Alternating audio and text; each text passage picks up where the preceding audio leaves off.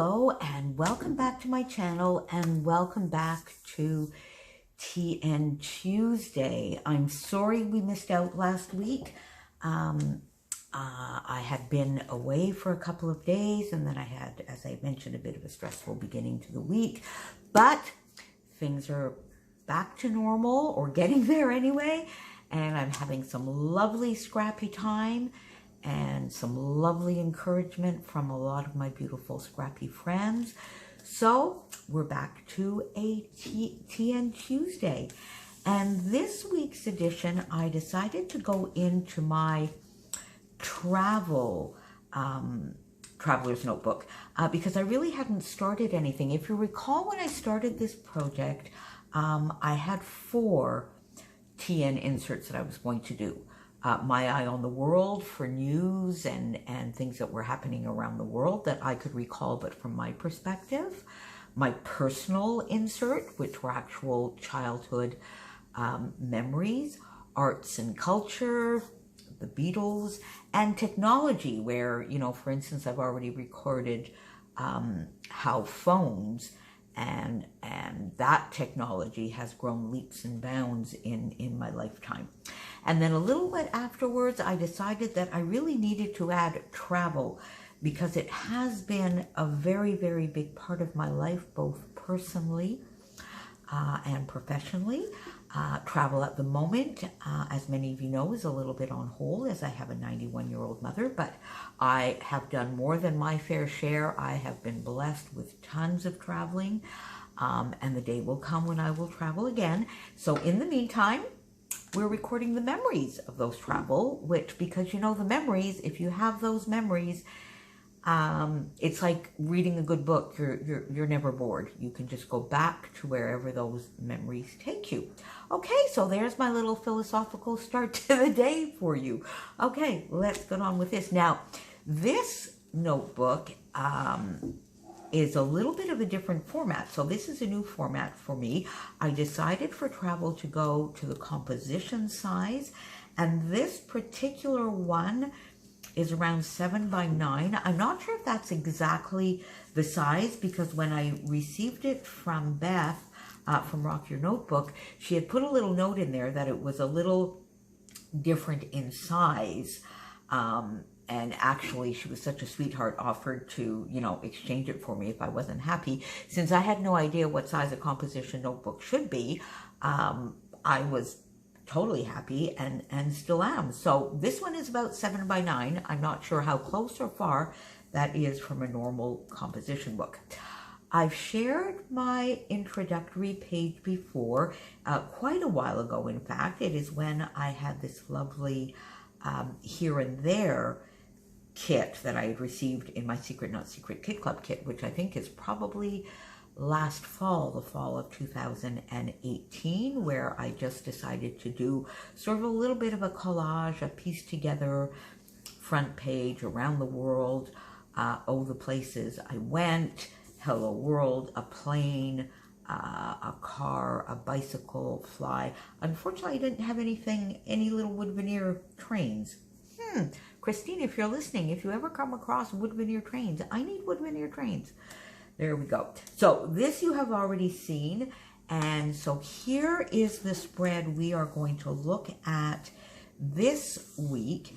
And quite frankly, I'm in love with this spread. I just love it. This is not at all the idea I had when I started this, when I decided this is what I wanted to record this week. I had these 2 Heritage. I'm calling them Heritage. I'm 62. I'm about 4 there. So actually, no, I'm still 61 for another month or so. But I'm calling them Heritage. And I am using the original photos most of the time, or at least some of the time. If the quality I find is really poor, then I will photograph them, edit them a little bit, and reprint them, as I did with my parents' wedding. One of the layouts I shared here a little while back, but these 2 are the original photos. So here, I didn't really want to do too much bulk here or too much of a page on this side because it's very, very bumpy under here.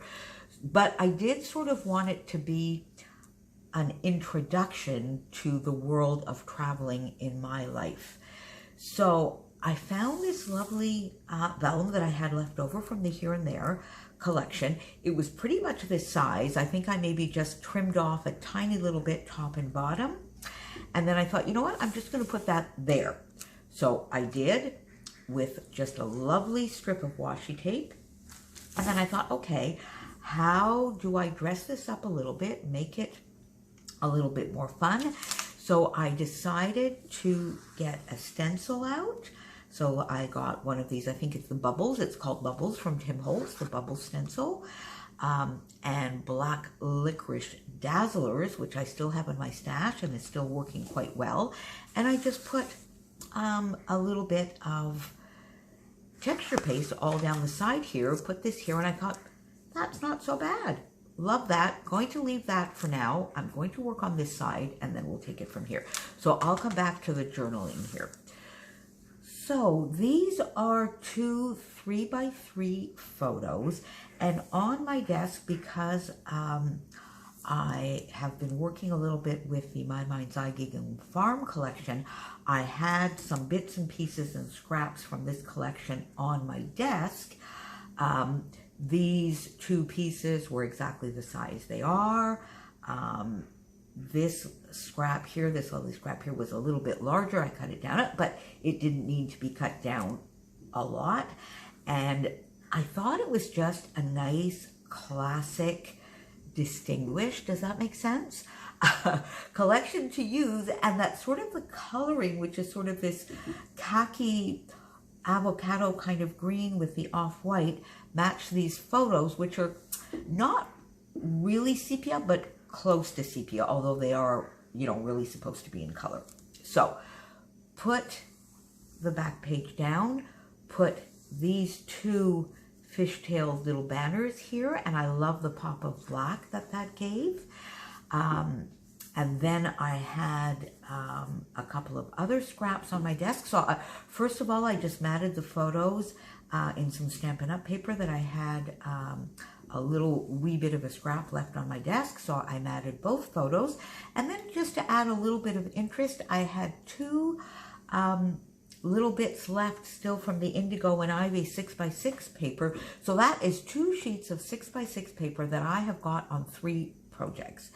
Now, if that's not frugal for Indigo and Ivy, I don't know what is. Kelsey, you should be proud of me, I think. Should you not? So put a little bit just so that I could have a little bit of layering behind here. And then this black strip here is really just a border strip, or part of a border strip, I think, from this paper. So I just cut the part of the border strip that was usable, that was a solid black, gave it a little bit of an angle, and added that. Then it was, okay, how do I place my photos? So I started by having them overlapping one another at an angle.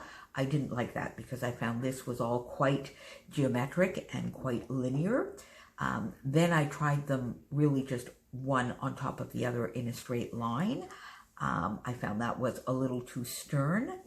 So then, since this little mat here did not go all the way to the end, I just butted it up against this black piece, and I thought, oh, I like that. It overlaps a little bit. I like that. So glued that down, and then basically just offset this one a little bit so that it would still be linear, but not too everything in just a straight line and lined up as little soldiers. So got that done. Then this big area down here, I just used all of these little scraps, made some little fishtails here so that I could add a little cluster down here with a sticker from Gingham Farms, which is called Moments Like These. Then this left a lovely area for my title, which is simply The Start of a Lifelong Passion. And I thought that was just perfect for a traveler's notebook about travel. These are some daily flash letters, and these are puffy letters from Fancy Pants Designs. I think it was the Goodfellows collection, and they match the Gingham Farm collection perfectly, so I've added them to that collection. So then I got everything down, And then it was just a question of embellishing a little bit so that this whole area was not too empty, and this was not overly bottom heavy. It is bottom heavy, but by adding a few little bits up here, it balances out a little bit. These are all from Gingham Farm, and just a few little enamel dots to give a slight bit. I am trying, as you know, to keep all of these Traveler's Notebooks quite flat because they can get chunky very quickly. So I try to avoid chipboard, not too much wood veneer, acrylic pieces, that kind of thing. So then once I had this, there was really no place for my journaling. So then the next question I had was, all right, so do I just make this next page a total page about journaling with maybe just a few little washi strips here and there to decorate it, or do I put my journaling under this lovely vellum, and would that sort of detract from it? So I had a notebook, and I'll be sharing this soon, where I had some journaling, and I just sort of stuck this underneath, and I said, no, it doesn't really detract too much. So I decided to put my journaling there. You can see that there is some journaling there, so it's fairly easy to just pop this open and get to the journaling. So although not my first trip, Niagara Falls is the first memory of traveling that I have. I don't remember the falls themselves, nor the other people in the photo. I don't remember. I don't know who these people are. I must ask my mom. Maybe she'll remember. And I'm not sure whether, they met us there, whether they came with us. I'm not quite sure about this, so I'll need to find out a little bit more information, or the other people in for them, but rather the car ride, and in particular, kneeling on the back seat, facing out, and waving at the oncoming or passing cars. Simple fun and giggles. And I have that memory so vividly. And so maybe there was somebody in the car with me, because I think I was with a friend, and we were just waving and smiling at cars going by, at the cars behind us. Simple times, the early 60s. People were quite nice. I remember people waving back at us, laughing, chuckling as they would go by. And I remember there being a poor car that was behind us for quite a while, and we just kept waving and waving and waving. And they humored us. I don't see any faces or anything in the cars, other than I do see waves back and smiles, and I just remember having so much fun. So I think that's probably the first real memory I have of travel, and I'm 3 or 4 here. I think probably 4. So this was probably the summer of 1962. And then I go on here to maybe a little bit of how I feel about traveling. Travel is one of the best forms of education there is. It makes us grateful for what we have.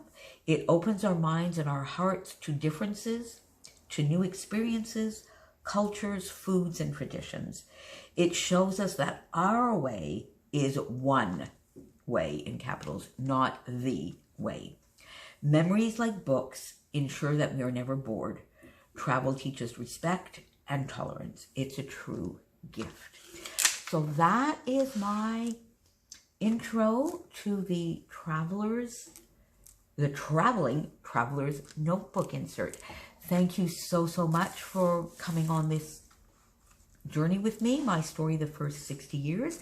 And tell me, does travel, what role does travel play in your life? Are you able to travel at this time of your life?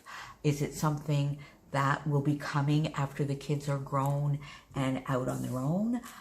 Is it something that you do through books or movies, as opposed to, at this stage of your life, actually being able to travel? Talk to me about travel, the role it plays in your life, whether it be real or virtual, past, present, or future. Thank you for being with me. Talk to you soon. Bye.